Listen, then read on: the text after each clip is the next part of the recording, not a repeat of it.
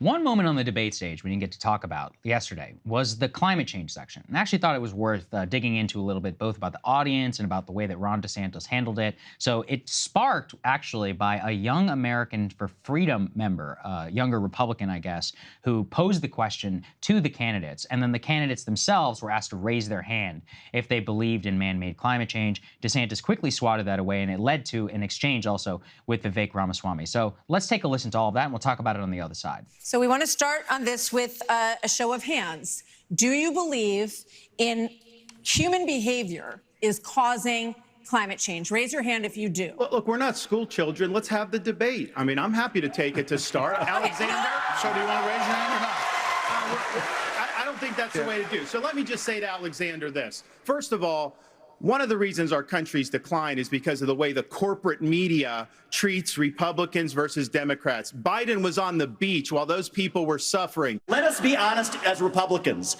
I'm the only person on the stage who isn't bought and paid for, so I can say this. The climate change agenda is a hoax. The climate change agenda is a hoax. And we have to declare independence for it. And the reality is, the anti-carbon agenda is the wet blanket on our economy. And so the reality is more people are dying of bad climate change policies than they are of actual climate change. Interesting moment there, the way that DeSantis is able to parry away from all of this, right? Vivek Ramaswamy also, climate's been like one of his #1 things. We had a big exchange about him too. I'm curious what you thought, whether that was I thought it actually showed some political skill from DeSantis. Because I remember that you said previously about the whole raise your hand thing that some Democrats, fell into some traps that they didn't necessarily want to be into in terms of forcing primary activists and others in order to take positions. Clearly that you don't want to be taking a position necessarily on that one. Or as kind of he said, you don't want the you don't want the headline that came out of it. Ramaswamy, because climate is such a core thing to so much of his messaging, I thought, it was a decent answer in terms of like what he's going for. I was surprised to hear the crowd boo, though. We were trying to figure out, were they booing him for the climate change answer or for like Pence trying to talk over him? I still couldn't really get there, but on a second watch, I think it might be the climate change answer itself. Really? Yeah, I'm still not 100% sure. Yeah, okay, so there's a couple things I will say here. First of all, I do think it was clever of Ron to jump in like that and short circuit the question, which demonstrates that this has become a very uncomfortable question for Republicans to answer. Because even among Republicans, you have probably a majority that at least think climate change is real. Now, they are less interested in doing much about it than Democrats or independents. So the other challenge here is you have the Republican base in one place and most of the country in a very different place with regards to green energy transition, with regards to climate and how seriously that should be taken. And, Fox News queued this up by citing all of the list of recent extreme weather that everybody is living through and saying, my God, this has gotten worse faster than we ever expected. The death is real. The heat is real. The wildfires are real, all of that stuff. So I think it's an uncomfortable question for them. I think that was demonstrated by the fact that Ron jumps in. The part after that, though, when he immediately is like, corporate media, am I right? To me, that was an example of how he isn't really super nimble on his feet. It felt very politician-y. Like, it was such an obvious dodge. And to me, the fact that even though Vivek did, I think, get booed in that room for saying the climate change agenda is a hoax, like very directly, I actually thought in a way it demonstrated why he won the night over DeSantis, because it didn't feel like some sort of like, let me try to be here and there. Let me try to get around the question. He's like, no, I'll just come out and say He's like, I'll take the position. And that will be very divisive. I mean, this is what Trump does, right? Trump would say stuff that part of the Republican Party probably hated and certain donors, would probably hate. And Vivek said something that part of the Republican Party actually probably hated. Part of them loved it, though.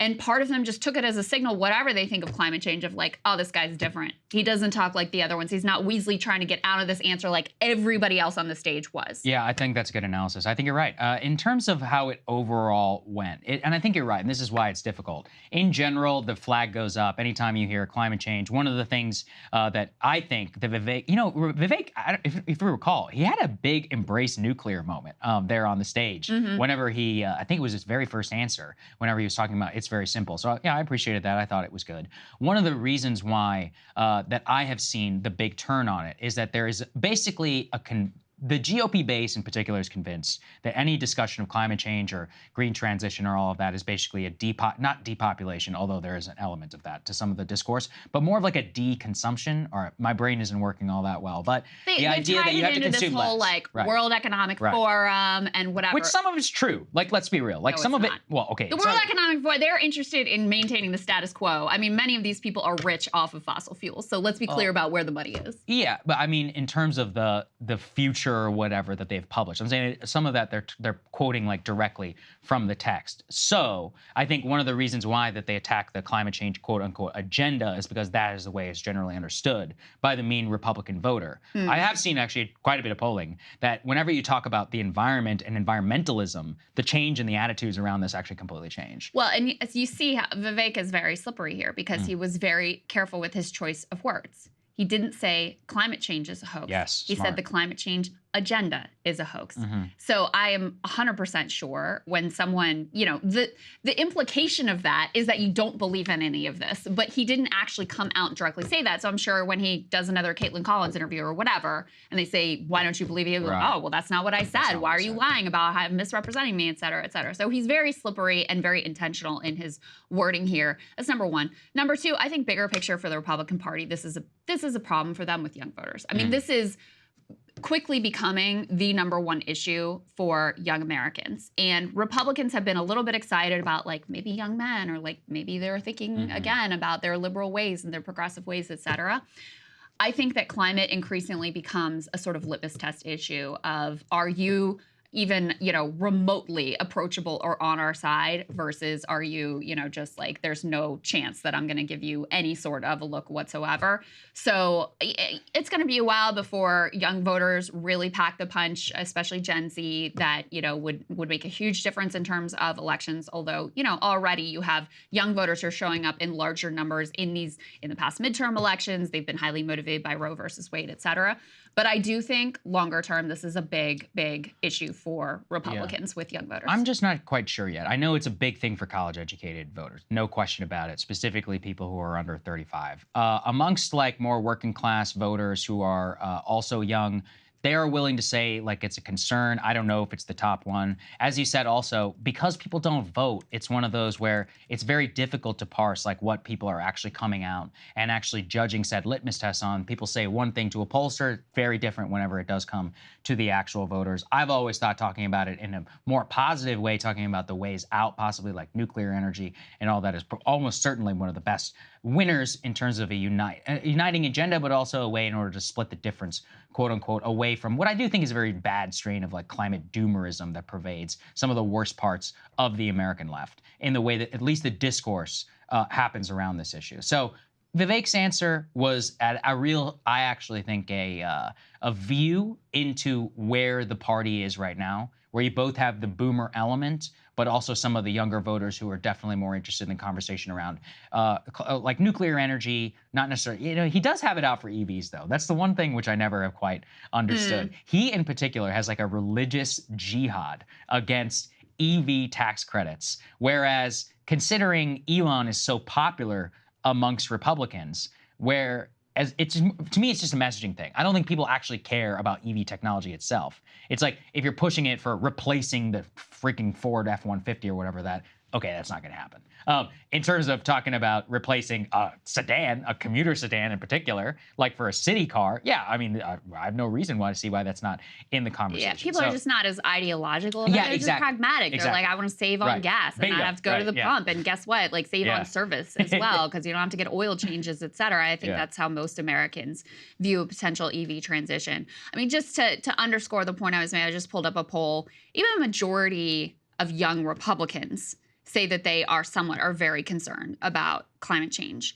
And other research has found that among young voters, climate change is the top issue in terms of like activating them to vote, activating them to be involved in, you know, volunteer organizations and to be like really politically engaged.